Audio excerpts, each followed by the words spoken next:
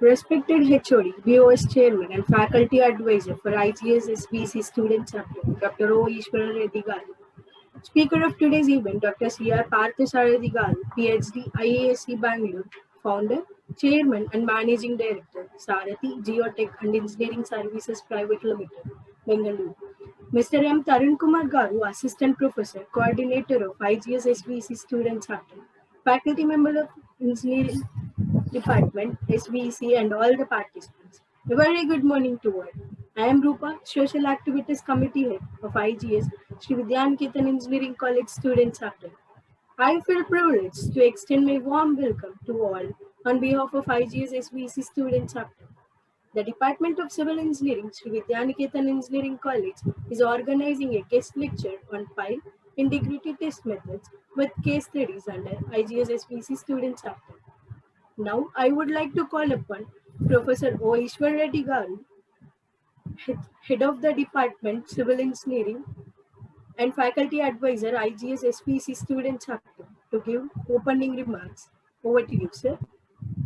Yeah, thank you, Rupa.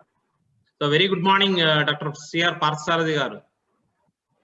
So, well-wisher of Sri Vidyaniketan Engineering College. So, we have MOU with Sarathi Geotech and Engineering Services Private Limited.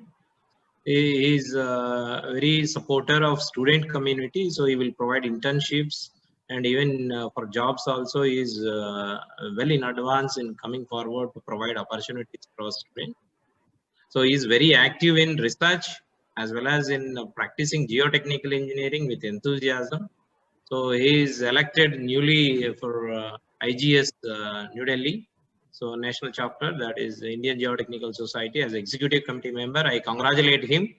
So on behalf of Department of Civil Engineering, so we expect you to contribute more, sir, to the fraternity of civil engineering in the country, and even for young budding engineers, whatever you could able to do it, sir.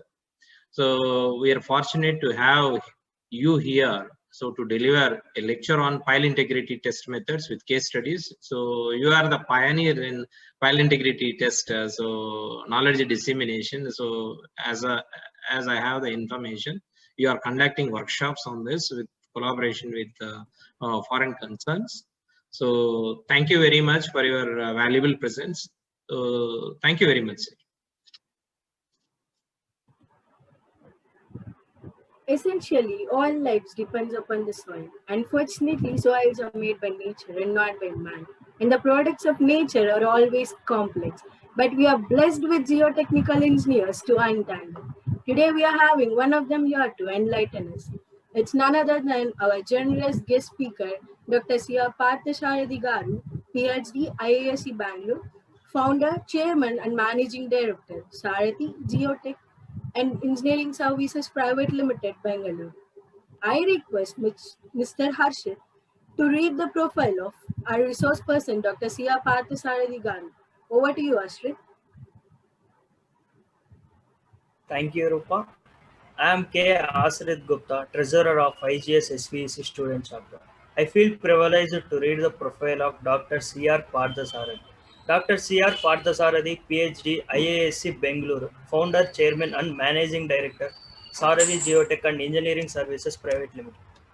He started his career as a geotechnical engineer in 1993 and involved in numerous large-scale site investigation, engineering studies and various levels for multi-storied complexes, refineries, embankments, bridges, water retaining structures, offshore platforms, pipelines, jack-up rings, etc. He has rich experience in site characterization and deep foundation testing. He is user of PDI products for over 2 decades. Dr. C.R. Parthasarathi is a founder director of Sarathi Geotech and Engineering Services Private Limited. The company with its registered office at Bangalore, India was established in 2007 to provide geotechnical and testing services for both offshore and on-land construction in India and abroad. As a technical partner of Pile Dynamics USA, he is instrumental in promoting quality testing of deep foundations in India and authorized trainer for high-strain dynamic pile testing. He is a life fellow of Indian Geotechnical Society, elected National Executive Member of IGS for 2018-20 and Chairman IGS Bengaluru Chapter. Thank you, sir.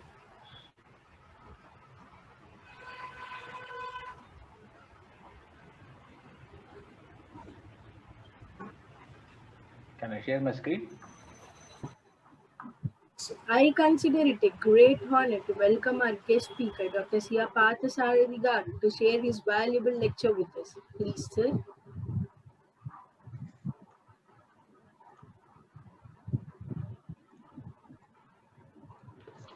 Yeah, good morning to all of you. At the outset, I thank Sri Vidyaniketan College of Engineering, Professor Ishwara Reddy and the team for giving me an opportunity to share some experience. Thank you, Rupa, for this introduction and also giving a very elaborate biodata reading. So, probably I would request next time you want to spend this time for the presentation rather than for this. My topic of today's presentation is pile integrity test methods with case studies. These integrity methods are post-construction.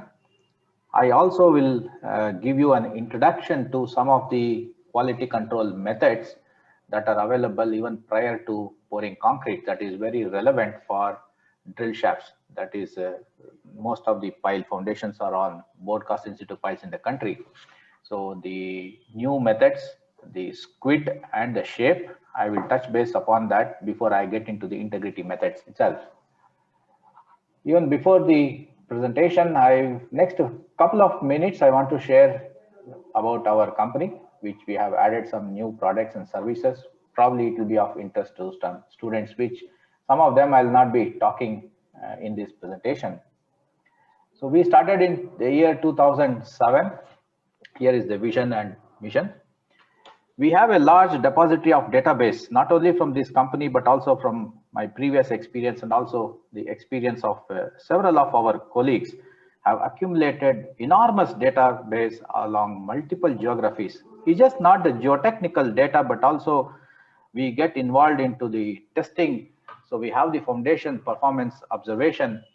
So this gives us immense confidence in calibrating the ground models and use those parameters for future constructions and subsequent projects.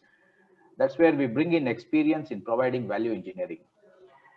Now we are present in different countries, as you can see here, physically in Indonesia and Saudi, UAE in Vietnam, and in UAE as well. So we cater to significantly to the oil and gas markets, but of late for the last few years, we have also diversified our services to different sectors because to avoid seasonality and also the risk. So we now servicing the infrastructure, the metro rails, the mining, renewable energy, and dams as well. Most of our service, probably around 60%, is consumed outside the country, and the state and central government are conferring the export award consistently for the last few years. I'm confident even this year too, we will be honored with this award. In last month, probably this month, the government of India MSME Minister, His Excellency Pratap Chandra Sarangi, presented the Time to Leap MSME Edition Award to our company in recognition for being the best geotechnical services company for the year. And also, we are all the recipient of India 5000 Best MSME Award for 2020. This is also at the early this year. So I acknowledge contribution from each and every one of our colleagues who have put their hard work in achieving this milestone and recognition. And this also gives them motivation for doing better in the coming days. Now, as far as the services are concerned, we have the offshore geotechnical and geophysical investigation, pile drivability study using wave equation program. This is a pre-installation program for hammer selection, particularly for the driven piles, although in most of our projects it's not relevant in our country except the offshore projects, and there are very little projects which adopt the driven piles in India. Fatigue during driving analysis, mostly we use this for our offshore oil and gas installation foundations. pile monitoring using pile driving analyzer, including the underwater monitoring with waterproof sensors. So this pile driving analyzer, this is a high strength dynamic methods. I'll just give an introduction, though I will not be talking about this extensively in this presentation. CAPAP is a post-test analysis. The data you acquire from pile driving analyzers will be imported to this sophisticated gold standard software, which is a signal matching technique, is a trial and error procedure. The end of the analysis will compute the capacity of the pile, the total capacity, and also the distributions along the skin and the base. The leg penetration analysis and punch through assessment. This is for the drilling rig for the oil and gas exploration projects. The load transfer curves of pile foundation, mud mat analysis, shallow foundations, and all of them goes as a part of the engineering report of offshore geotechnical investigation. There are several softwares that we use. The recent addition is Plaxis 3D to model complex three-dimensional soil structure interaction problems. And we have executed nearly half a dozen projects in the last 2-3 months' time. As far as the online sector, the geophysical investigations, we have equipped with all these methods: MASW, refraction, crosshole, downhole test, resistivity, GPRs. Whenever you encounter rocks for stability and other purpose, geological investigations becomes very important to characterize the rock mapping, arrive at the quality of the rock mass. Then the geotechnical investigation, again, I said site characterization is very important for projects.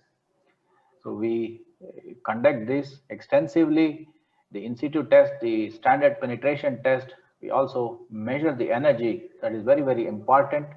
Also to use those measured energy and apply a field correction for the measured N values, and thus use those N values subsequently for any of those correlations. So without which sometimes you may qualify a soil, particularly the liquefiable soil, as non-liquefiable, and vice versa if you are not sure of what is the energy transferred to the drill rods.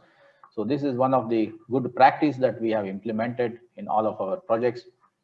Design of shallow and deep foundation, bearing capacity, settlement, stability of slopes, retaining structures. Dynamic pile load test, the same pile driving analyzers which we saw in the previous slide we use for the offshore driven pile monitoring. We can also use this for testing the bored piles.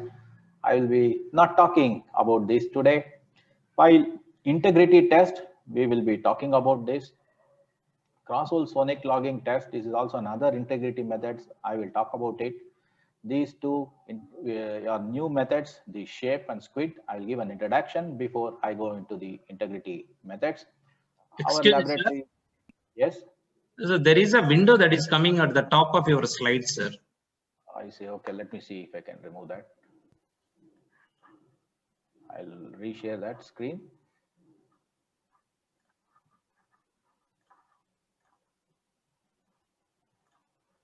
About now? No, it's not coming. Okay. So the geotechnical laboratory is Enable accredited. In fact, all the green ones are Enable accredited, including this testing of deep foundations, PDA, PIT, and crosshole sonic logging, engineering investigation and designs, pavement geotechniques, and forensic geotechniques. Whenever there is a failure, we get involved and evaluate the root cause for the failure. The ground installation and engineering, deep foundations, deep excavations. We have experience of design and building these deep excavations to maximum depth of about 18-meter vertical cut in Bangalore. So these days in urban locations like in Bangalore, every project will go below the ground to cater for the multiple car parks. There will be several levels. The depth of excavations that is contemplated today in the order of about 15 meters, 20 meters, some places even more. And we don't have luxury of excavating this in a slope because you are protruding into the adjacent property. So you have to have some protection system before the retaining walls is very, very important. Even for these kind of structures, your site characterizations becomes utmost importance. So once you have good parameter evaluations, perhaps that goes into any of those sophisticated softwares that we use for the analysis that can give you good results and arrive at some design solutions which are safe and economical. Now, as far as the geotechnical investigations are concerned, our current methods, we adopt the rotary drilling methods for the large scale infrastructure project, or in fact any projects which the drilling depth of about say 30 to 50 meter depth. We require about 4 days to 5 days, sometimes even more. There are very few occasions that you little overwork and you can complete that in maybe 3 days times. But for large scale infrastructure projects running into several hundreds of borehole locations, I think these kind of methods will take very long time, maybe few months, 8 months, 9 months, sometimes even a year to complete the project. And only once you get these results out, then you use that results for the designs and then the procurement, constructions and so on. So it invariably delays the project. So we provide services, geotechnical services, one among many people available in the country, not bringing any value. So that's where we thought that we should bring in some value, at least in providing the high quality data as well as the time. So we have invested in this multi-purpose drilling rig that is from US, which can conduct an SPT test with an automatic hammer using this capstan. We can also do a CPT test with the same machine. We can also use a rotary methods or a wireline sampling. If you encounter rocks, you choose your core barrels and diamond bits to collect your rock core samples all in one multi-purpose. This crossover drilling rig is being launched for the first time in India. I'm expecting this equipment to be in Bangalore in the next 4 weeks times. So this can drill about 100 meters per day. So essentially 2 boreholes per day, which can eliminate the need of 4 or 5 drilling rigs. In that way, at least 1/3 the time that is contemplated for a large scale infrastructure projects, if you are able to give the data early, we can save a lot of time and of course money as well. So this will be one of the high-end drilling rigs that are going to launch in the market very soon, maybe in the early December. As far as the deep foundation testing, the conventional axial compression pull-out and lateral, low strain integrity test, we will talk about this. Cross-hole sonic logging test, also I'll talk about this. I'll give an introduction to this thermal integrity profiler. I have a few minutes of video to be played at the end of this presentation. So after this slide, I will talk about the shape and squid. These are the high strain dynamic load. Today, I'm not going to talk about this because of the paucity of time. Probably in the next opportunity, I can give more information on this load test. Right. Now, we'll get back to the presentation. So the squid is a shaft quantitative identification device. So why is this useful? So we have these drill shafts being installed, particularly the end bearing piles where you're socketing into the rock. So at the bottom of the borehole, we don't want the contamination to be very thick. In fact, we don't want any contamination to be at the bottom of the borehole, right, where the capacity is derived from the base. But invariably, our construction procedures is such that if you don't clean the boreholes properly, maybe the project is under tremendous pressure. So people try to do some shortcut methods, do not take precautions and pour the concrete. And if you encounter this contamination at the base, when you conduct a static load test, probably the pile will experience large settlements. And it's not good for us or for the foundations because most of the capacity is derived from the base. So how to prevent this? So this shaft quantitative identification device will measure quantitatively the thickness of the contamination at the bottom of the borehole prior to pouring the concrete to ensure that whatever the contamination, if at all it is there, it can be cleaned prior to pouring the concrete. So this equipment has 3 penetrometers. You can see here. It can be like our CPT test, a conical shape or a flat shape. Essentially, the equivalent diameter will be around, area will be around 10 centimeters square. This can be connected directly to the caliber of the piling rig, Okay, so you have 3 penetrometers and 3 retractable plates. Okay, so this can be connected to the Kelly-bar. It has to be noticed that the Kelly-bar dimensions will differ from rig to rig.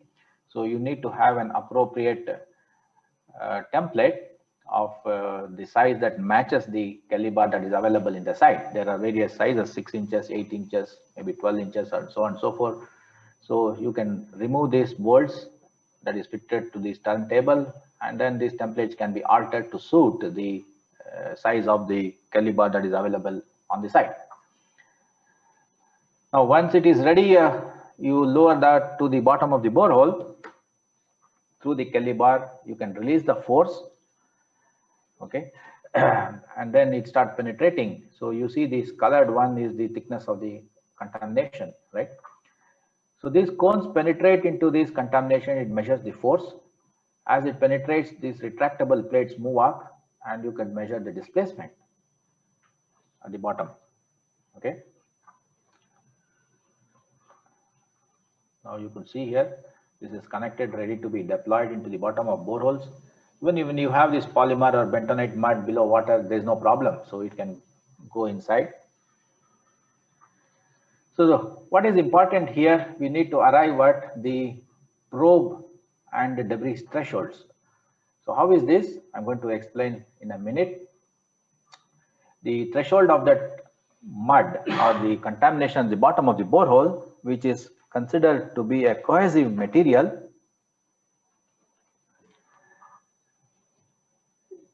between the consistency of say 12 kilopascal shear strength and 100 kilopascal shear strength. So less than 12 kilopascal, by pouring the concrete, it will displace. But if it is more than 100 kilopascal, it is treated as a natural material. So the consistency of the muck anywhere in between this 12 to 100 kilopascal is considered as the debris at the bottom of the borehole. Okay, so you need to specify that. So 12 and 100 kilopascal, we are flexible to alter that if we know, yes, this natural material should be treated say 70 kilopascal and above, or maybe 120 kilopascal and above. And so with the soft clay consistency 12 kilopascal, I need to have maybe up to 20 kilopascal, it will displace, no problem. So that's fine. We can always calibrate our threshold values, and we are free to input this when we are conducting the test. Okay. Now, once you lower this squid into the bottom of the borehole, it touches the base. Okay, and then there is a displacement happening. So once it displaces, the cone penetrates into the consistency. When you hit a hard material, then there is a force developed, as you could see here. So these 3 colored readings are at 3 penetrometer locations. As you could see here, the size of this equipment is around 650 millimeters. So therefore you need a minimum of say 700 millimeter diameter borehole to test. So if it is less than 900 millimeters, you do some 3 trials at the same locations at the center. If it's a large diameter pile, say 1.5 or 2 meters, then you can do it at different quadrants, as you can see here. Maybe one, move north, go to the east, come to the south, and then go to the west. And then you can have some 5 trials at these different quadrants to evaluate what is the thickness of the contaminations for the entire cross section of the borehole at the bottom. Okay. Now, when the force that you measure is between 5 to 10 kilonewtons, I think you can terminate the test, because it's already reaching a material that is considered to be a natural material. Okay. Now, once you stop the test, you unload it, you try to pull it out, so the force comes back to 0, and you still further pull it out, the retractable plates go back to its original shape, and then you can also see the displacement is also returning back to 0, right? So I already explained that the philosophy is considering the Terzaghi's ultimate bearing capacity for a circular foundation, and considering the material as cohesive material, you can get the ultimate bearing capacity as 1.3 times your shear strength with this factor. So the shear strength ranging between 12 to 100 kilopascal. So So the corresponding force will be 0.09 kilonewton to 0.7 kilonewton when you multiply the area of the cone, which is around 10 centimeter square base area. Therefore, when you conduct the test, the displacement reading for any of those penetrometer corresponding to a force of say 0.09 kilonewtons and 0.7 kilonewton, you see the displacement is 0.1 inch and 0.22 inch. The difference between these two will be the thickness of the contamination at that particular location. And so with the second probe location and the third probe locations. The average of these three will be your thickness of the contamination at the base, which should be less than a prescribed value. For example, some guidelines in the US suggest that the average of these three things should be less than half an inch, particularly when you are designing as an end bearing pipe. So if it is more, probably you may have to clean the borehole properly, redo the test, ensure that there is no contamination, is all clear, and then pour the concrete. So in a way, the simple test, maybe it takes about 30 minutes to do the test. You are ensuring the quality of the drill shaft. Okay. So as you do the test on the tablet, you can directly read the thickness of these contaminations at probe 1, 2, 3 location. Okay. Now this is an example of doing this test in the bottom of the borehole, where you could see these 5 inches, 0.7 inches and 4.6 inches. So the average is around 4 inches, which is not good for the project. The requirement is average should be less than half an inch. So you vacuum the borehole, clean the bottom, and then redo the test. Now you see this 0.06 inch and there's no debris at these probe locations, and it's 0.2 inches. So the average is less than half an inch. I think the green signal was given to pour the concrete. Okay. Now this is the first time in India we brought this equipment. We commissioned in one of the metro project about few weeks back, about 5 weeks back. Okay, we connected this to the Calibar, the dimensions exactly fitted to the Calibar available on the site. So we have different templates here. If it is a small size, you can, or a big size, you can remove these bolts and then replace this template that goes into the size that is available in the project. Okay. Now this was ready to be commissioned in the borehole. The pile was around 1,500 millimeters, that is 1.5 meter diameter, about 17 meter deep. Okay. And you could see the contamination was around 79 millimeters. I'll show in the next slide. As it was large diameters, we tested in different quadrants. Okay. And this quadrant, you see 79 millimeters. The same thing you saw on the screen in the previous slide. The other probe has 136, 81 millimeter. It's essentially average is around 100 millimeters. So for an end bearing pile, 100 millimeters is very large thickness at the base and contamination, because if you test the pile, definitely it will experience large settlements. And so with the other quadrant, you go to the west, you see that the average is around more than an inch. In the subsequent quadrant in 4, it is more than 100 millimeter. So in all the trials, if you take the average is close to more than 100 millimeters. So we asked them to clean the borehole and then redo the test, but apparently some logistics issue, because this was not a part of the spec. They said they were going to do the cleaning, but we could not do the test post cleaning. But I'm sure they did the cleaning and then they poured the concrete. And now we spoke to the Metro Rails and other project principals. They are very happy to include that as a part of the quality control for the subsequent projects. Okay. And you see the 100 millimeter thick, when you bring up to clean this, because sometimes it gets stuck, and you see those debris sticking into this disc, right? If it were to be hard materials, probably you would not see this soft mark in these retractable plates.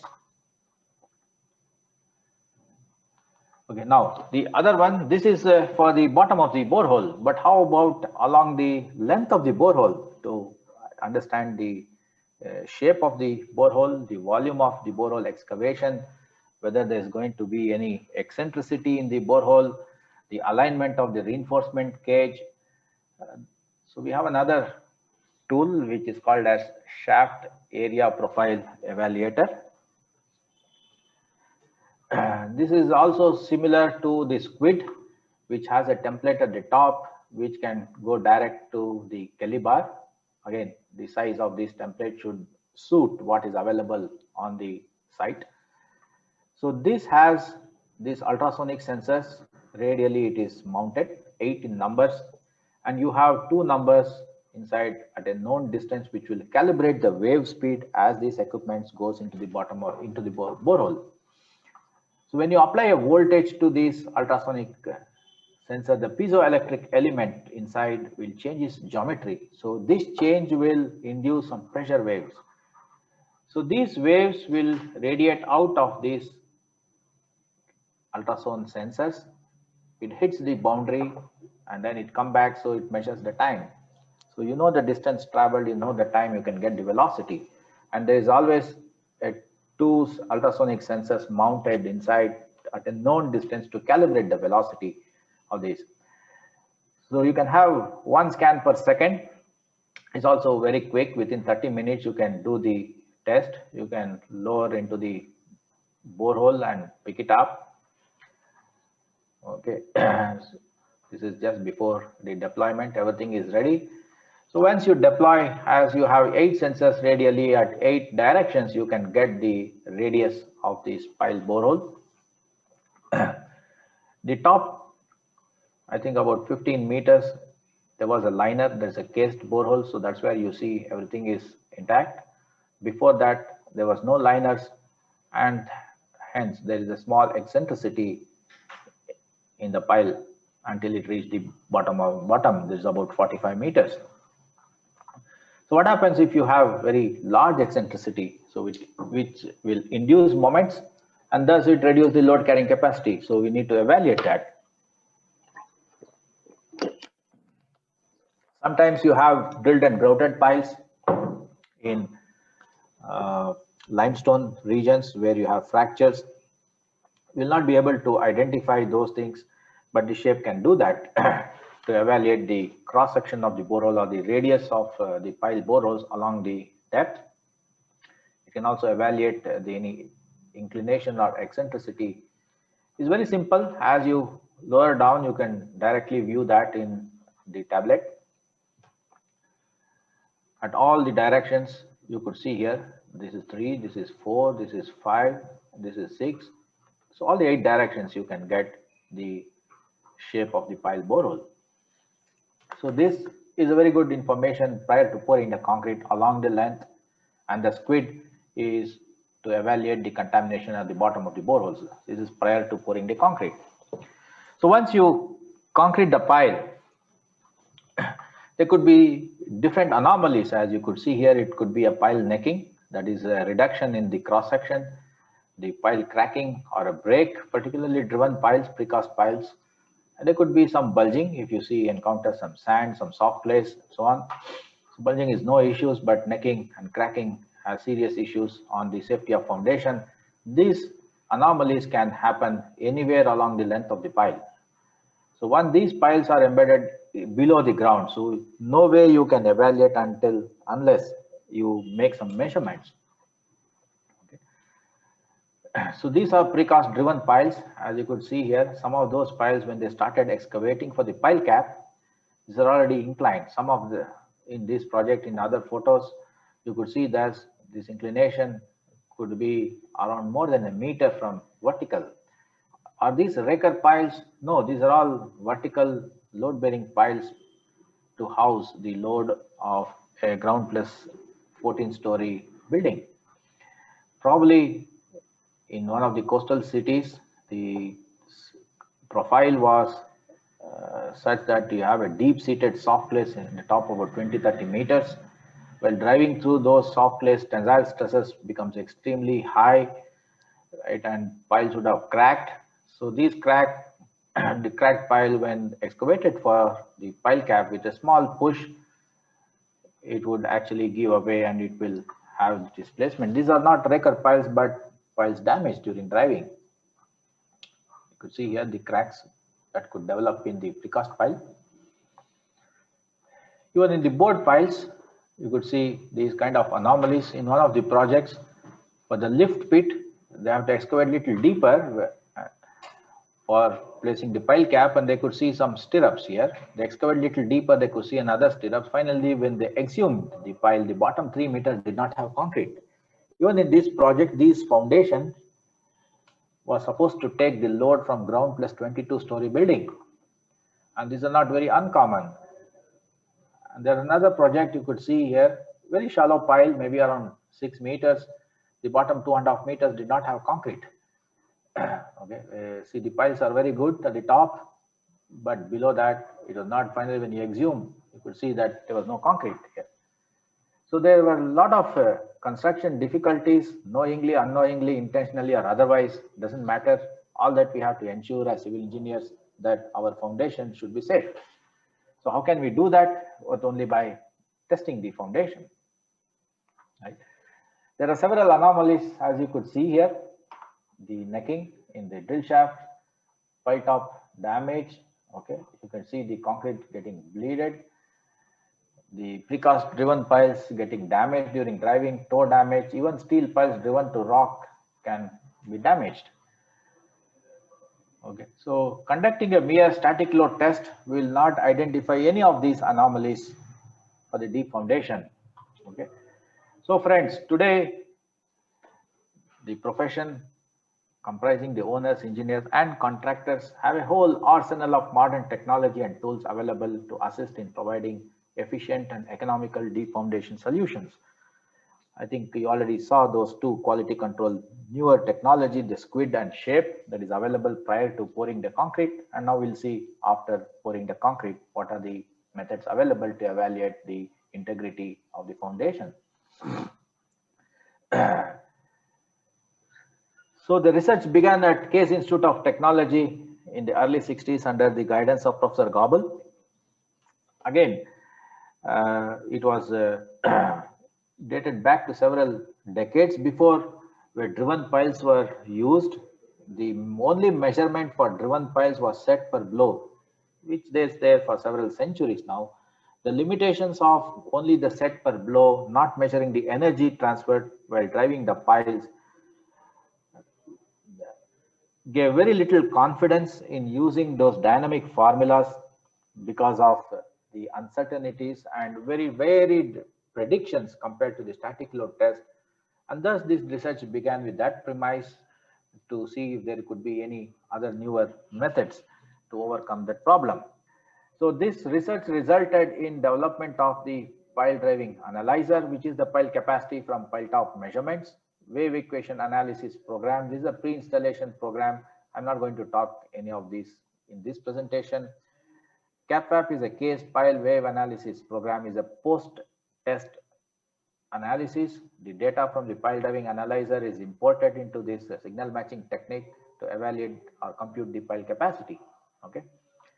Now, and I said that it is driven pile or even for testing the board pile, doesn't matter. When you give an impact to the top of the pile, there is a compression wave or the stress waves that is propagating all along the length of the pile. Whenever the soil resistance and the section changes, there will be an early reflection of these stress waves. Okay. If there is no change in the cross section or the soil resistance, these stress waves propagate all to the bottom of the pile. And when you see the medium between the pile concrete and the soil, there will be a reflection of the base. Okay.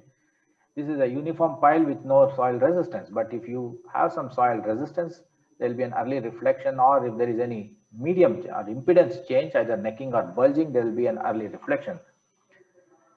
The stress in the pile can be represented by one-dimensional wave theory, and these stress waves can be analyzed by measured pile top force and velocity. So, but how do we do that?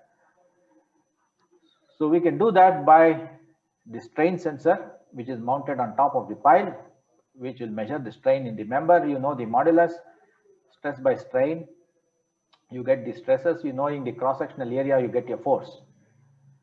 By this acceleration, you measure the motion of the pile. Integrating the acceleration will give you the velocity. We know that force and velocity are proportional by the constant impedance Z. We define that as the modulus, cross-sectional area divided by the wave speed. I'm not going to derive this. This is just to give you an information. This is a part of the training program to understand in depth on this wave mechanics and the other aspects. Okay, so this is only an introduction for you, is not going to give you an in-depth information or a training on this presentation. So when you give an impact, the stress waves propagates or starts propagating or entering the pile. It has to travel a distance L. When it reaches the pile base, you see the response from the soil, but the sensor are mounted at the top. This response from the pile bottom is not seen by the sensor unless these piles are, the stress waves travel back by another distance L to the gauge location. Therefore, there is a 2 times the distance or the L length of the pile. The stress waves has to propagate before you see the response from the toe. Therefore, the 2 times the L divided by the wave speed will be the time. As you could see here, this is a force velocity time history. This is the top of the pile. 2L by C time thereafter, you see the response from the pile base. Okay. Now, the force and velocity, I said, are proportional to each other. That's where they are on top of each other. One, the blue one is your force by acceleration, that is velocity multiplied by incidence in force unit. The red one is your force by strain gauge.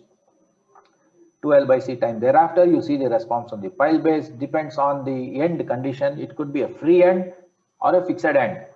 Okay, the free end, considering it is a very soft place. So what happens? This compression wave that is traveling along the length of the pile, when encounters a free end, okay, the reflected wave will be in tension, which pulls the particle down. That means your force will be 0 or your velocity will be positive because the pile is moving.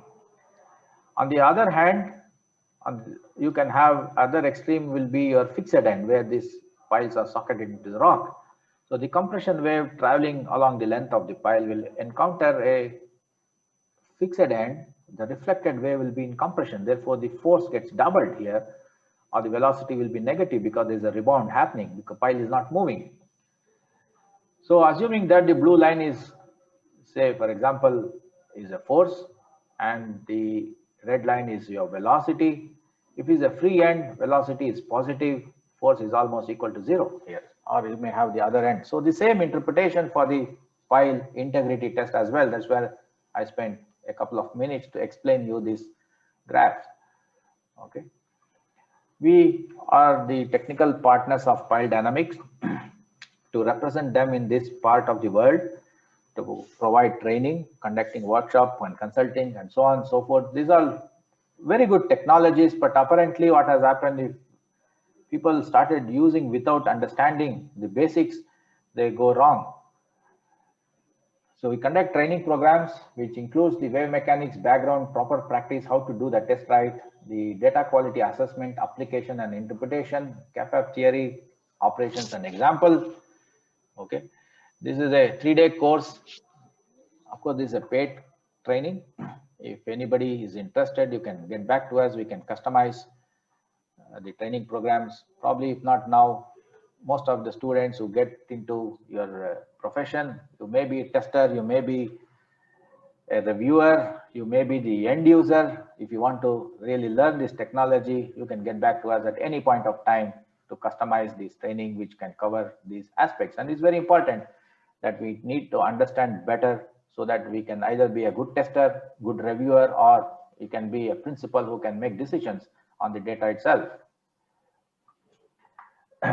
So the Pile Driving Contractors Association and Pile Dynamics conduct this PDA proficiency test post this training program. Okay, you can visit this PDAproficiencytest.com. I'm very proud to inform all of you that more than a dozen of our engineers are certified engineers. Many of them are advanced level or higher, which is one of the requirement in many international projects. International companies specify those people who get involved in the testing should meet that minimum advanced level or higher. And this is one of the requirement in many of our overseas projects also that we are currently working on. Okay.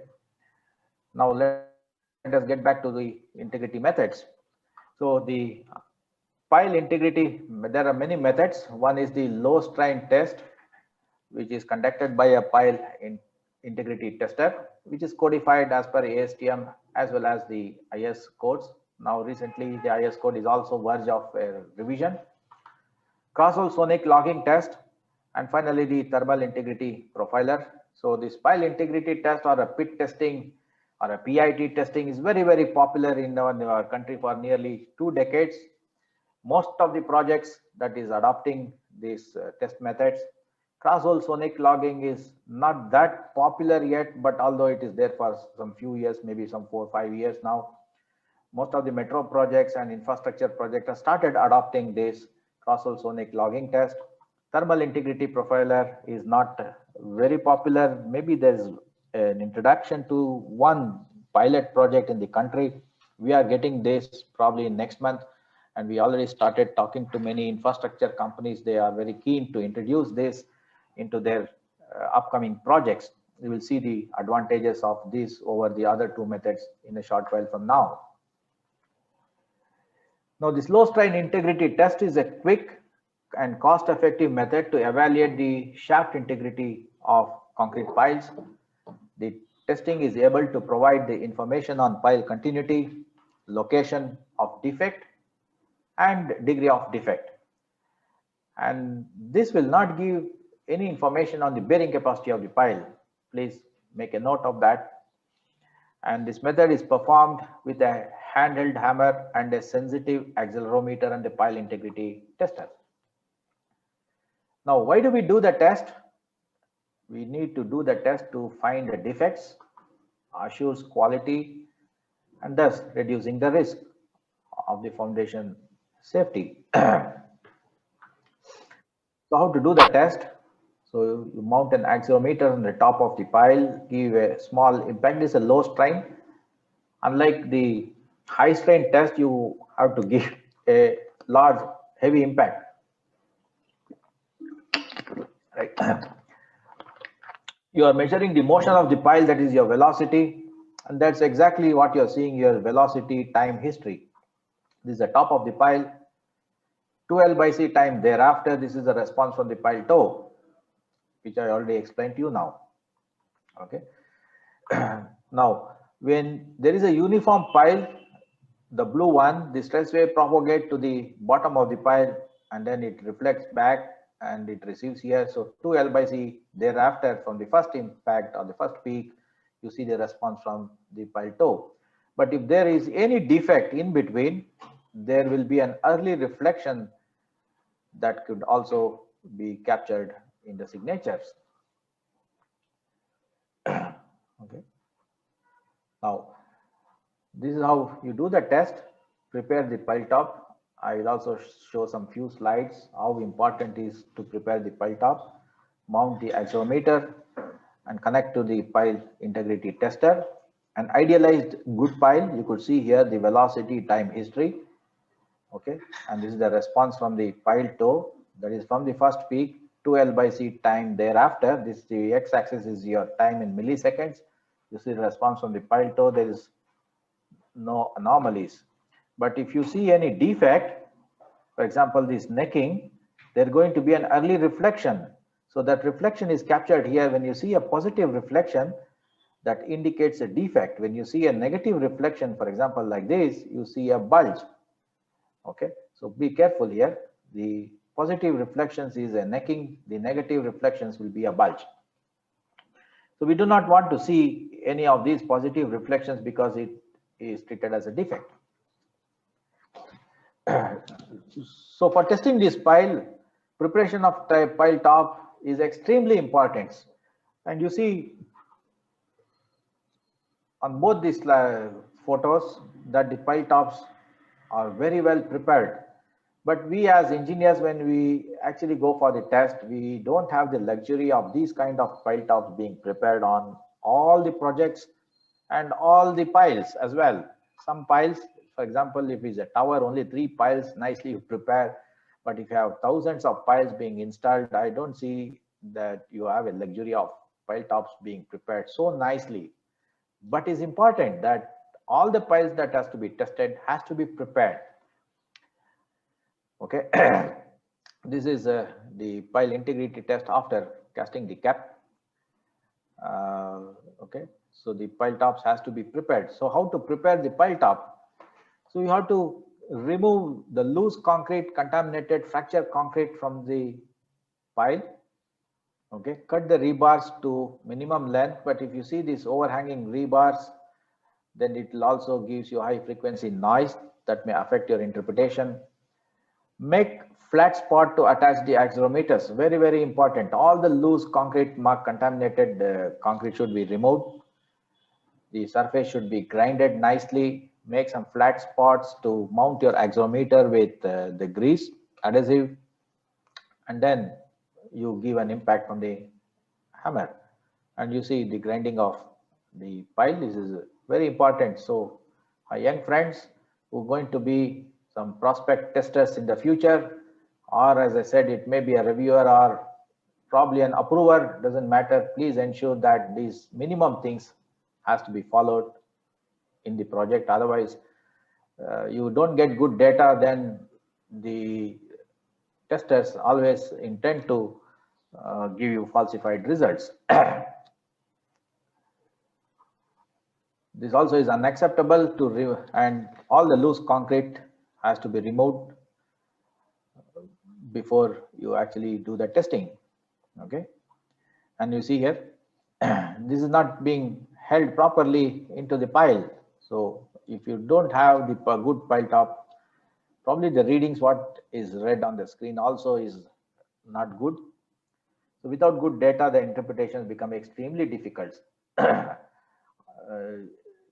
Also, these methods having so much of limitations, we are compromising on the quality of the preparations, will lead to very erroneous interpretation of the data. Okay.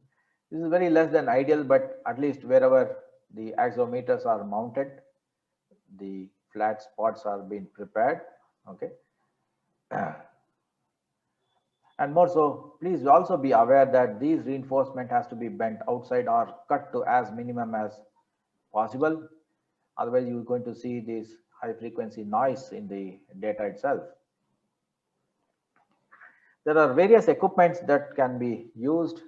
One of the model is the wired methods where the accelerometers are connected to this reading unit, main unit, or the PIT velocity data collector. You can also have a very small palm top that can go into your palm and read the data with a wireless accelerometers, but many prefer to have a larger screen because they see that it's very difficult to see in a smaller screen. That doesn't matter, the data is the same, either you use this or use this. Okay. Now, another most important aspect is to choose the hammers. We know that the piles that we install can have a length between 2 to maybe around 2 meters to as deep as around 70 meters, right? Is one size fits all? Not really. So it's important to calibrate which size of the hammer suits best for the project. As you could see here, the velocity time history, right? And you see the pulse width is very small when you use a small hammer, and the pulse width is very large when you use a bigger hammer or a heavier hammer. Okay, what is the impact? The impact is you don't see any defect in this pile, but there could be, as I said, if there is an early positive reflection, it indicates anomaly. This defect is very close to the pile top, right? Now, if you use a very big hammer, the width of the initial pulse affects these evaluations. For a wider pulse, the reflection from the defect overlaps the initial pulse, making it even much wider. So this will mask whatever the defects that is there close to the pile top. But if you use a smaller hammer, then probably you will be able to identify this defect near the top of the pile. So it's very important that you need to calibrate the hammers with various sizes, and with those hammer that gives you consistent results on a project, probably you can use those that hammers, not to use a very small hammer nor a very big hammer. Right now, you see the example of the data from different hammer size. This is a 6 Newton hammer, okay, and this is a 1 Newton hammer. The piles are all short piles, 4-5 meters length. The big hammers has a wider pulse width, and you don't see any response from the pile toe, right? But if you use on the similar pile length, a smaller hammer instead of 6 Newton is only a 1 Newton. The pulse width is small, you have a sharp peak, okay, and then you see the toe response. So evaluations becomes easy when you see a toe response, otherwise it becomes extremely difficult. And the same thing, another one, also a short pile, 3.6 meter, use a big hammer, you see the wide pulse width, okay. But if you use a smaller hammer, the pulse width is small, you have a sharper peak, and you see the toe response, and the interpretation analysis become very easy. So in this case, as you see here, there is a bulge because it is going to negative, okay. So this is a small positive reflection, but when you have a bulge before this peak, so this is tending to come back to the original diameter. This is not actually the anomaly, but there is a bulge for sure. But if you don't have a bulge, if you have only the positive reflection, that indicates defect. So we'll examine in the next subsequent slides. So what you get from pile integrity test is your velocity, time history. Top of the pile, you see the first peak, 2L/c time thereafter, you see the response from the toe.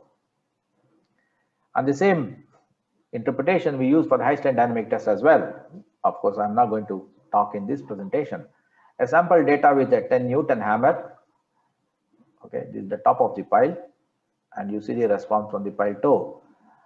And there's no positive reflection happening, and thus these piles are very good. Idealized pile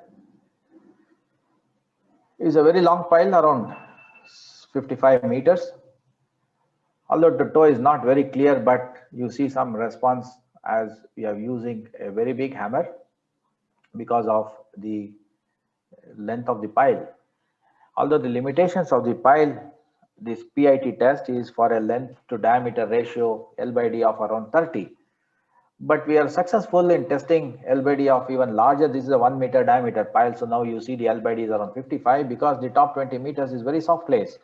But if you had a very high soil resistance in the top 50 meters, probably you will not be able to see these toe reflections even for this L/D of 50.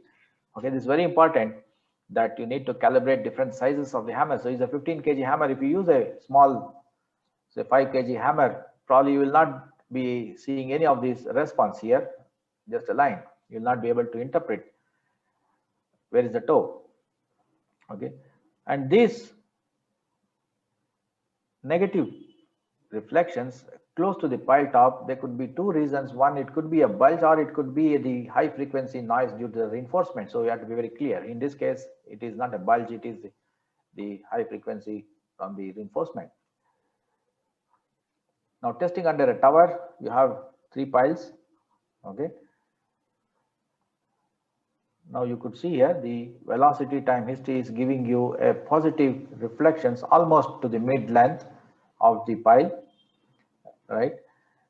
So when they actually core this pile, they could see the defect very clearly here. If it were to be no defect, probably you could have got a good cores, but the core revealed that there is a defect which is very clearly indicated in this pile integrity test. Okay. Now, you could run a profile analysis. We have a PIT profile software where you can approximately get the shape of the pile along the length. If you know the construction volume, in this case, it is theoretical volume is 100%, but actual consumed concrete is around 70% only. That is where you see some necking is happening. It's a decrease in the cross section, which is corroborating very well with the consumed concrete, which is less than the theoretical volume. Okay. This is a idealized pile. There's about 10% increase in the relative volume, and that's where you see some bulge in the pile, but otherwise it's very good pile. Top of the pile 2L by C time thereafter, you see the pile response from the toe, and a good pile. Okay. Now you see here in these three graphs, the top one is a good pile. Okay. The second one, you see a bulge, right? And the third one, you see the defect on the pile top. Good pile, pile with the bulge, and severe defect near the pile top. So let me just go through a few illustrations and then I'll get into the next integrity methods. So in this case, you see the top of the pile, you see a bulge, and then there's a positive reflections. Again, I said it has to be evaluated. Is this because of the reinforcement or actual bulge? If this is a bulge followed by the necking, that means this diameter of the pile from the biggest size is returning back to this original size. Okay. So this positive reflection is due to the bulge returning to the nominal diameter because there was no reinforcement at the top of the pile. Okay. Now in this pile, we actually physically examined. You see the reinforcement is cut to very minimal length. Therefore, you can expect that the high frequency noise is not there, and whatever you see the negative reflection is to the bulge. When you expose the pile, you see the bulge is there. Okay, and the average diameter of the bulge is around 1.5 meters. Okay, we physically measured at various heights, and you could see the average is around 1.5 meters. You could also run a profile analysis, as I said. Okay, this is a bulge returning back to original diameter. That's where you see after a bulge is returning back to original diameter, and the profile analysis suggests there is a 15% concrete consumed extra here, and the maximum profile that is estimated is around 1.45 meters, which is exactly the same as what we physically measured, an average of about 1.5 meters. Okay. You see this in the other direction. Okay. So the PIT was done on this cast in situ pile installed up to a depth of 12 meters. The signals showed a positive reflection between 2 to 3 meters. It was decided to excavate the soil around the pile. On exposing, it was concluded that the positive reflection was due to the pile bulge, okay, from 1 to 2 meters and returning to the nominal diameter, and thus the integrity was okay on this pile. For cast in situ pile, depending on the installation technique and topsoil strength, it is usual to have the pile top diameter more than the nominal. Therefore, any positive reflection near the pile top shall be carefully examined. So if it is happening at a very close to the pile top, it's preferred that you excavate around the pile to physically examine. If such positive reflection due to bulge returning to nominal was observed at deeper depths, and the conclusion from this test based on this positive reflection could be considered correct, as the pile cannot be exposed to such deeper penetration to verify the PIT results, because this anomaly happened just close to the top of the pile. We excavated that, but if it happening, for example, say around 10 meter depth, you will not be able to excavate to that depth. But on the contrary, if you evaluate that there could be defect at a deeper depth, perhaps you could do the coring of the pile as you have seen in one of the slides, or resort to other techniques, which I'm going to explain to you now. This is another case study, is around 5 meter length of the pile. Okay, although the length of pile was 5 meters, you see there is a positive reflection around 3 meters, okay, which indicates that there is almost a free end or a defect at the pile, although it's a short pile. Okay, so when physically exhumed the pile, you could see here the pile from the top is only around 3 meters. At 3 meters is a free end, there's nothing there.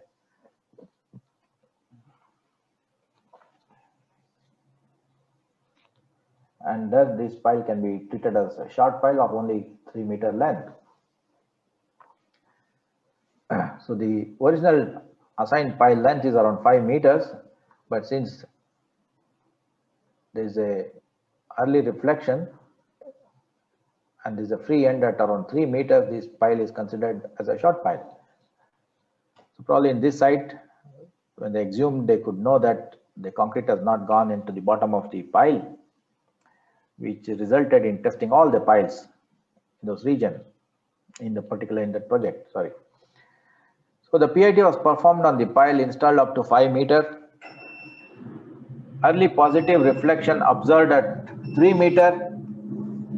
The client exhumed the pile and found no concrete below 3 meters, thus confirming the PIT results. This I already explained to you. It is not uncommon that you see this kind of problems. Therefore, when you install a pile, you have to test it to ensure that the safety of the foundation is not jeopardized on the project. Okay. So another case study you could see here, there is a positive reflection. There is no bulging before the positive reflection.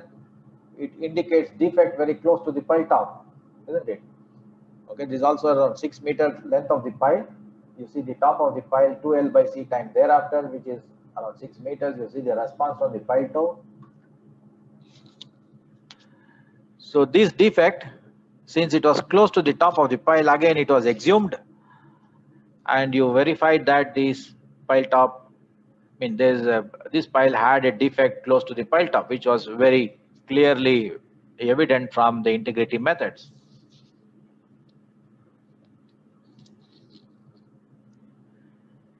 Okay, so this is self-explanatory now. You could also see in the market that there are some other European technology. What we just now discussed is an American product. The European product will give you the mirror image of the interpretation. This is your velocity time history. So the American product gave you a positive peak, but you have a negative first peak, and then you could see 2L by C time thereafter. You see the response from the pile toe. Okay. This could be a free end or a fixed end, doesn't matter. So be careful when you are actually looking into this kind of data, which is a mirror image. Of course, the interpretations is all the same, except the products are from different regions. But I also understand that the recent version of even the European model has been similar to what the American product or the interpretations suggest. But there are many equipments that is there in the market for a very long time, and you could see in many of your projects in the future that these kind of signatures, so don't get confused, please. The advantage of this integrity test is it's fast, it's inexpensive, it's a mobile equipment, minimum site preparation. You can test many or even all the piles. Now the practice is to test 100% of the piles, and no advanced planning is required, and minimal pile surface preparation, but we have to prepare the pile tops as I already described to get good quality data. And the objective of this test is to find the major defects. So that's the limitation of the test, that if a major defect is identified and any smaller defect thereafter will not be able to capture in this pile integrity test. Okay.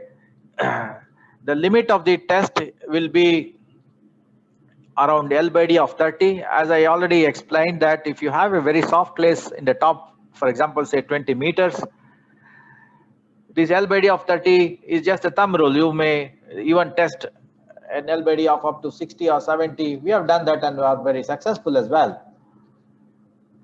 Cracks or joints block waves. Therefore, if you have a precast segmental piles, Probably only the first segment you can evaluate the integrity, and beyond that it becomes very difficult from these methods.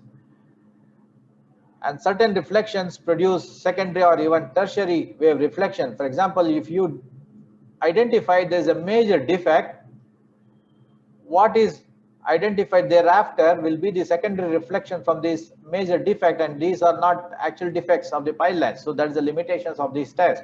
That means when you identify a major defect, you cannot identify any other defect beyond that.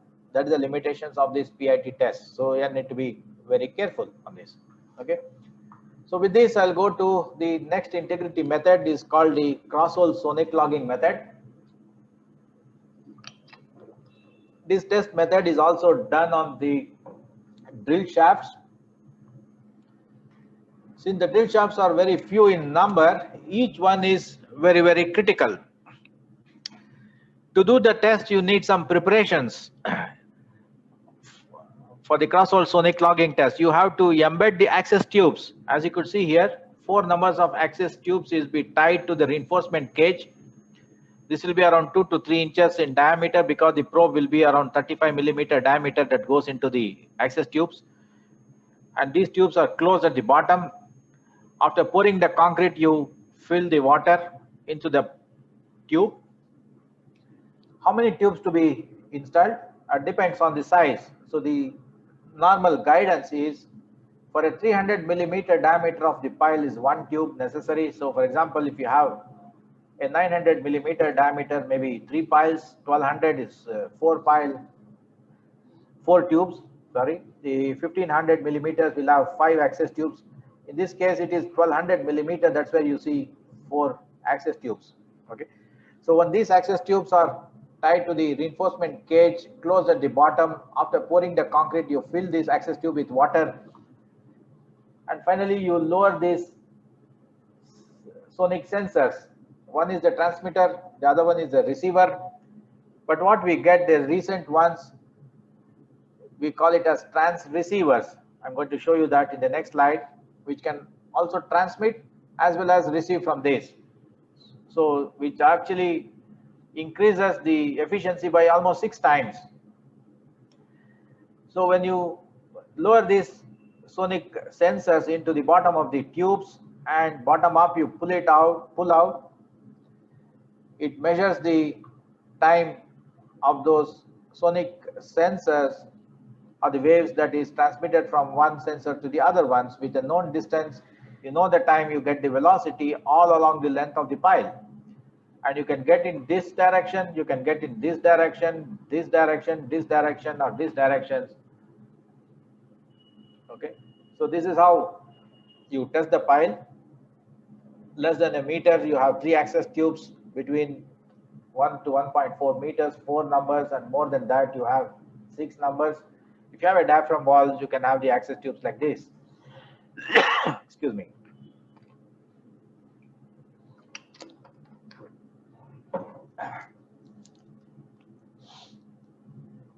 You measure the distance between the access tubes.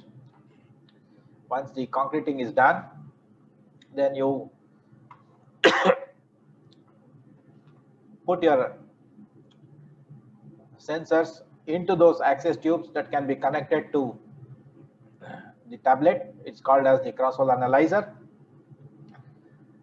So the recent version, you can put 4 probes, which are the trans receivers, which can transmit as well as receive and pull at one shot. I'm going to see that. So this has to be calibrated at the factory level. Probably once in 2 years, it's good to ensure that it's all functional. And these are the trans receivers. Unlike the older versions, one was transmitter, the other was receiver. So you can only put one transmitter and the other one is a receiver, and do multiple trials. But these recent ones, which are trans receivers, you can lower down 4 probes at a time and then pull out.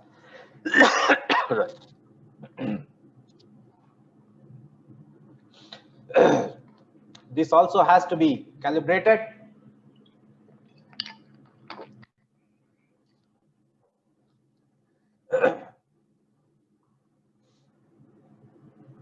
And you could see here multiple probes, either 3 or 4 at a time. You can embed it bottom up, you can pull it at one shot.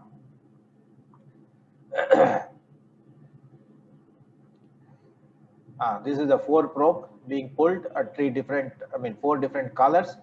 1, 2, 3, 4 is going into 4 access tubes.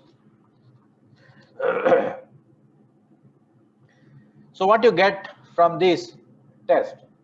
So there is an emitter or a transmitter, and the other one is a receiver. So you will find the time taken by those sonic waves from the transmitter to the receiver, because you know the distance between the probes. Okay. This will also lead you or can get you a waterfall diagram, which will be the first arrival time. Okay, but if there is any defect, this arrival time get delayed, and you could find a defect in this waterfall diagram itself. Okay, and you see the arrival time. This has to be constant if the concrete is homogeneous throughout the length. But if there is any defect, the arrival times increases. That indicates defect in the pile. So the wave speed is computed as the tube spacing by the arrival time, and this is a waterfall diagram that you could see on the screen. So it's very easy to interpret. This is a good pile and a defective pile where you have a reduced signal strength and also the arrival time is delayed. Okay. Let us examine some few case studies so you'll understand better. So this is the interpretation of the results. When you compute your velocities, if there is any reduction in the velocities of about less than 10%, then you categorize this as a good pile. Somewhere between 10 to 20% is minor concrete contamination or a questionable defect. You may have to resort for further investigation. If the reduction is more than 20%, it's a poor grade of pile. Sometimes you don't see any signals. There could be some soil intrusion or severe defect, or it could be water itself, where your velocity computed is between 1450 to 1500 meter per second. Those regions are computed as a water intrusion or water filled gravel intrusion with few or no fines present. So we all want all the to be of this category, but sometimes you may end up otherwise with the other categories as well. That's why we are testing.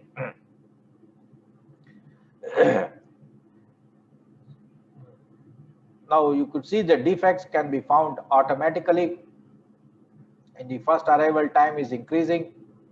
These are some of the defects. I need some water. Prashant.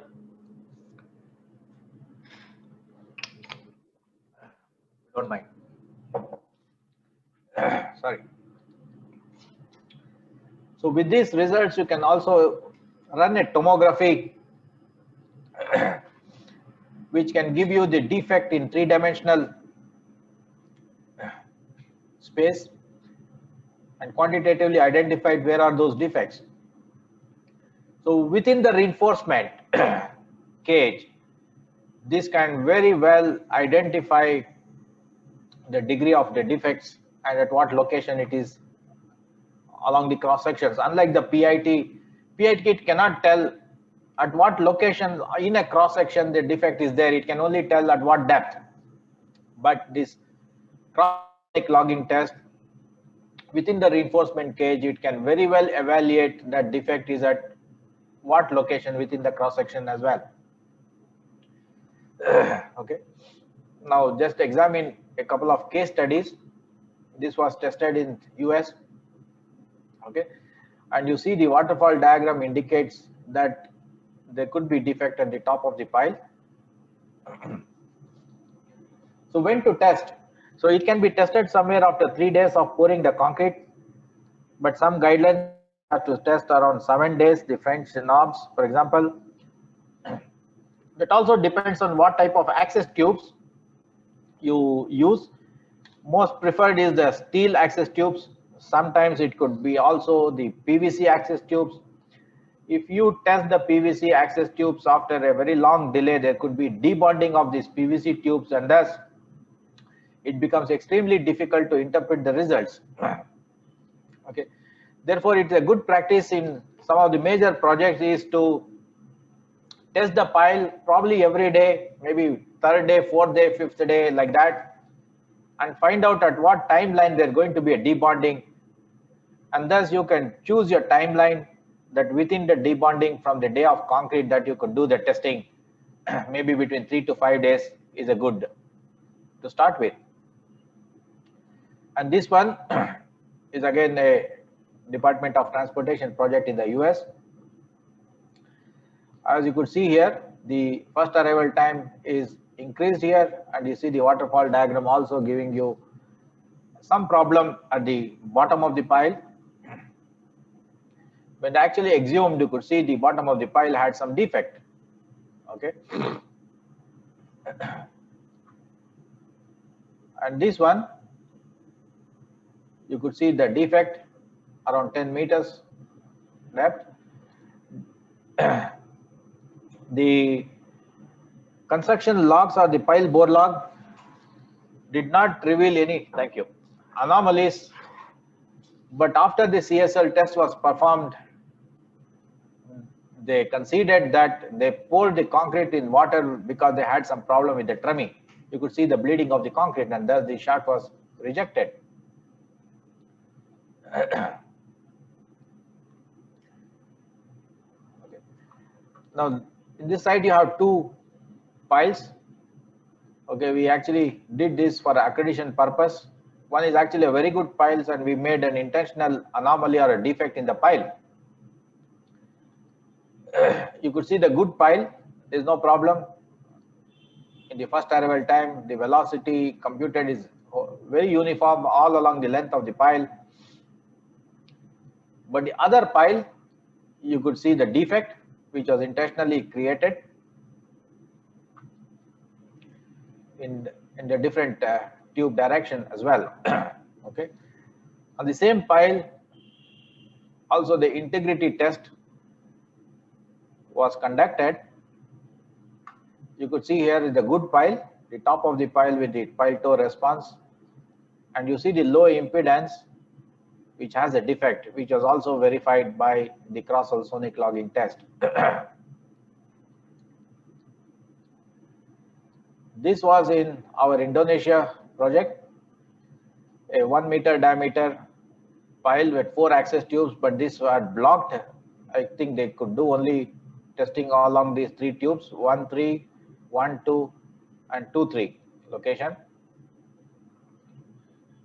And what you see on the screen here, the waterfall diagram indicating and this velocity, you could see some small minor anomaly here, but towards the bottom, there is a defect beyond 28 meters where you have a very low velocity or a very increased first arrival time. It's also indicative in the waterfall diagram. Okay. And this is very evident in this 2, 3. In 1, 2 also it is evident. And this bottom defect is also evident in the other one as well. You see the velocity is getting lower down, lower. Okay, in all the 3 cases, is evident that you have some defect at the bottom of the pile. Now the velocity also is varied along the length of the pile. You see the lower velocity. Okay, this could be that non-homogeneity in the concrete itself along the length of the pile, but we could not investigate further because the scope was only to test those piles.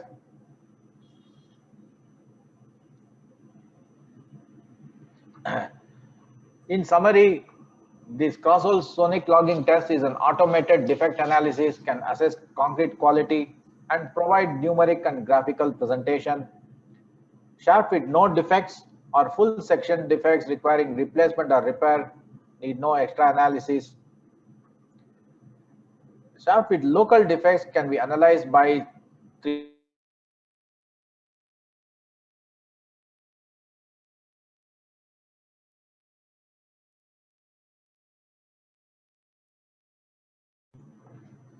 I would like to play one video and then we can conclude this presentation.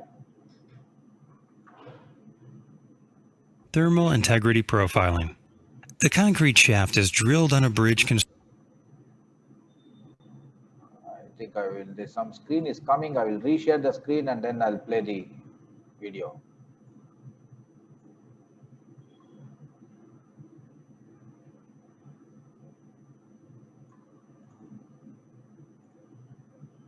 construction project.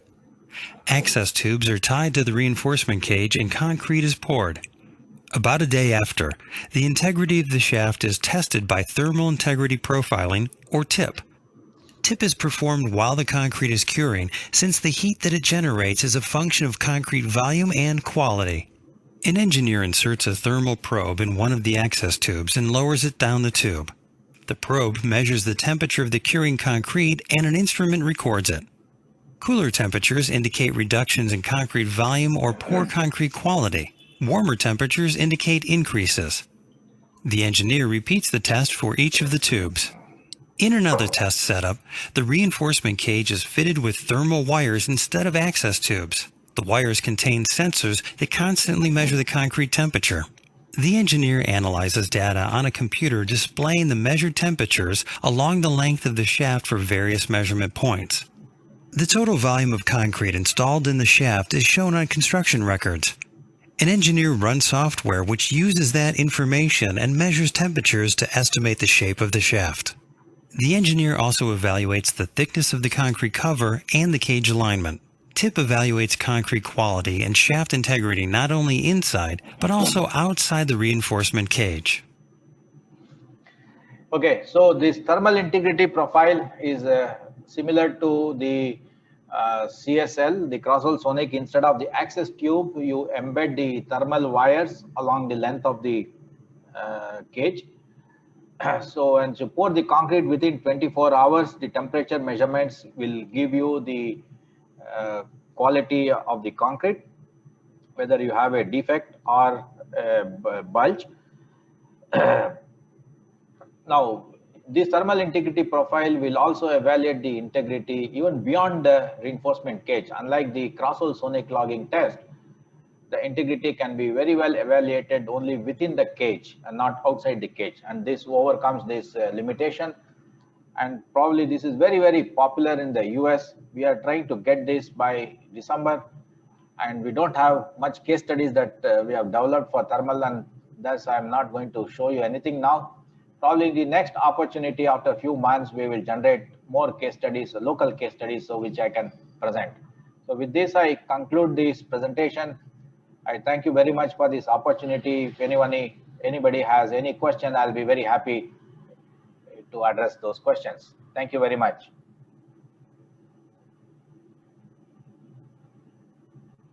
Thank you, sir.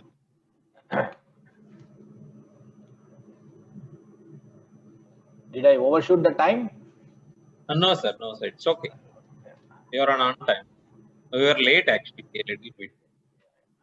So if there is any question, I'll be happy to address. Yes. Rupa, go ahead.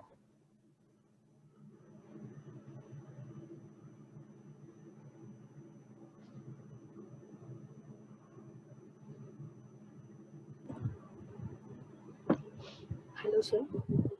Yeah, go ahead.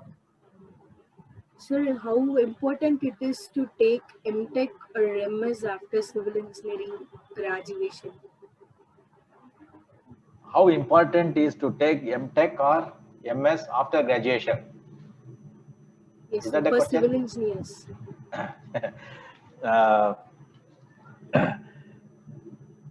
Probably if you want to develop some expertise, then you may have to go for higher studies.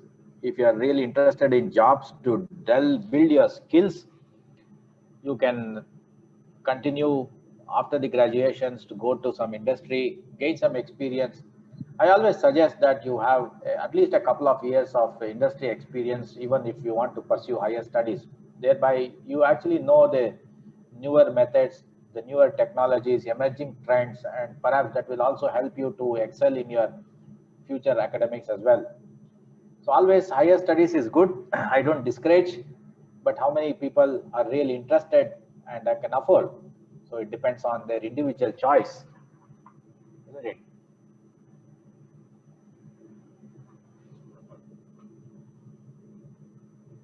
I think you have to unmute, Rupa.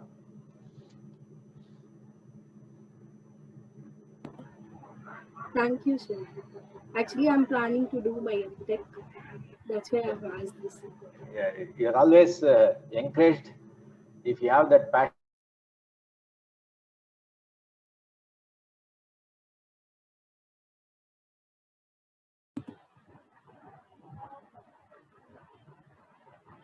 So you're muted.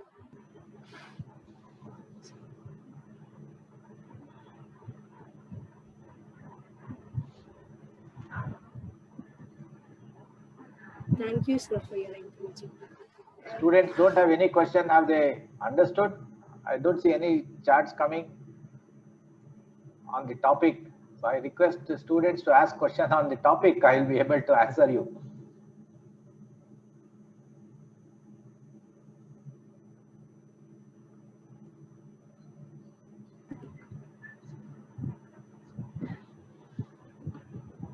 Sir, there is one question in the chat, sir. Hello? MBA civil specialization. Civil engineers can do MBA, no problem with that. MBA, there are many specializations are there and depends on what you really want to. Okay, you can have go into finance, business administration, engineering management. There are many specialization, and civil engineers definitely can do the MBA after the graduation.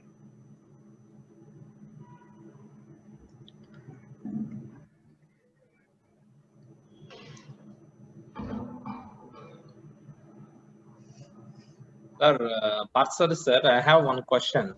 Yeah. Question is how engineers involved in testing, especially in the field, so are equipped with the latest developments in the field, sir, in India? I have that question. So this integrity methods, I already said that is very popular, very popular. So all the projects is adopting that file integrity methods, test methods, and there are many players who can offer this test. At the same time, there are also many mischievous things happening in the market as well. So that is where, as a professional responsibility, I tend to give this presentation so people are aware. So if you are not aware of these new technologies, for simple example, the pile top preparations, you don't know how to do the pile top. If you don't do the pile top preparations, what are the implications of the data acquisitions and thus your interpretation? These are simple things, people are not aware. So if we try to educate people, probably all the young engineers tomorrow, they'll be the testers, they'll be supervisors, they'll be reviewers. So they can actually contribute better to the profession itself. So that's as a professional responsibility, I am doing this, and also encourage people to adopt newer technologies. The cross-hole sonic logging test, it is also not that bad now. So you have few people in the market who can offer this service, and many metro rail projects have adopted. The Delhi Metro, the Bangalore Metro is still not adopted. They're going to do very soon. The other metros are doing this. So it is still a good opportunity for the cross-hole sonic logging test. High strength dynamic test is also the product of PDI. Has actually replaced the static load test on many projects because of the advantage that you derive from these test methods. And again, there are many players who are not certified, who are not trained properly, so they don't know what to do when they get some very bad data. Either it is the file itself is bad, or it is bad because you have not done the good job. So again, the file top preparation is important. Your calibration of the equipment is important. Your mounting of sensors is important. The averaging of sensors is important. So the simple things people miss out, and then you tend to play some mischievous things in the report because you don't have the result data. Then you cannot prepare the report, but you tend to manipulate the report. So that's where we encourage training of people who actually want to understand this technology and being a tester as well, no problem for that. So it's a challenge now. That's where we are promoting this newer technology. People have to understand, then only they bring into the practice, and they should appreciate. No, and people only think that this is going to add additional cost. Not really. No, this the advantage you derive from these methods, okay, will supersede the cost that you're going to incur on these projects. And you have seen that many cases, no, the concrete is not there at the bottom 3 meters. So what if the piles fail? It has to withstand ground plus 22-story building. So it's important that we need to adopt some good quality control methods, and some of them are available already and being practiced extensively in the Western world. I'm sure India also is catching up very fast to adopt these newer and emerging technologies.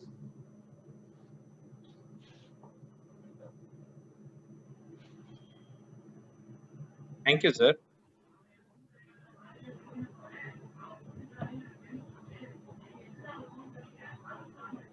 Rupa? Yes, sir. Yeah, go ahead. So, Yes, sir. I thank Dr. C.R. Parthasarathi Garu for spending his valuable time with us and giving us valuable information. You taking time out of your busy personal and professional schedules means the world to us. Thank you, sir.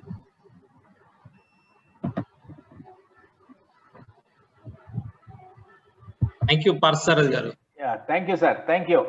Thank you for this opportunity. So please share me the feedback of the students and the contact Definitely. details once you get it. No, please send it. Yes, sir. Yes, sir. Thank you so much. Yeah, thank you. Thank you.